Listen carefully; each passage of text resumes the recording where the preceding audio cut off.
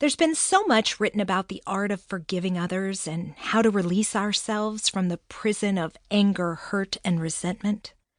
No doubt, practicing forgiveness toward others is essential to free up that energy and emotion for the things that serve us.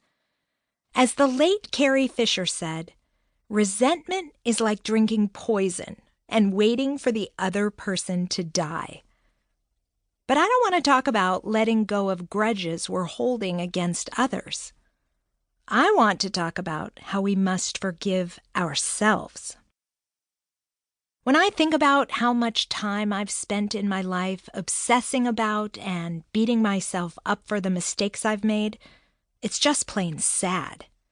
So much wasted time, energy, and emotions that have made me doubt myself and question my worthiness. And it's stolen my focus from what I've declared is really important to me. Why are we so effing hard on ourselves? Somewhere along the way, we started to believe that we're not supposed to make mistakes, or that somehow there are other humans who are anointed at birth with immunity from screwing up, coming up short, or falling flat. But here's the thing. None of us are immune from failure. The point is to use the failures to help propel us forward, and then to learn to practice gratitude for the lessons.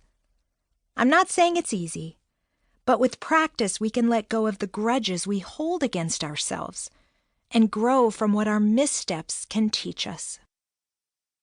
We're wired to obsess about our screw-ups. Because of what's called the negativity bias, our brains remember negative memories better than positive ones.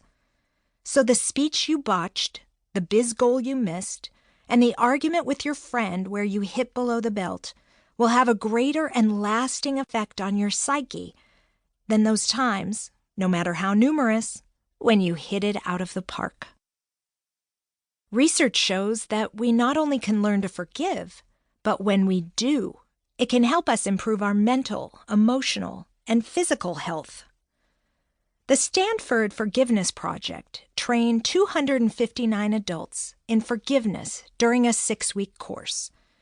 70% of the participants reported a decrease in their hurt feelings, and more than a quarter had fewer physical complaints like pain, gastrointestinal upset, and dizziness.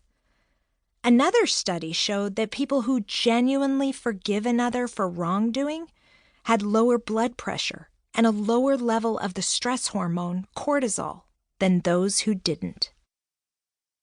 So it stands to reason that those of us walking around with feelings of guilt, regret, blame, shame, and even self-hatred for our transgressions and failures have a lot to gain from forgiving ourselves.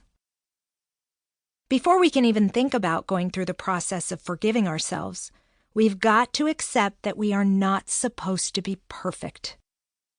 If that's the standard we're holding ourselves up to, we'll never genuinely forgive ourselves for constantly failing to achieve this unattainable goal.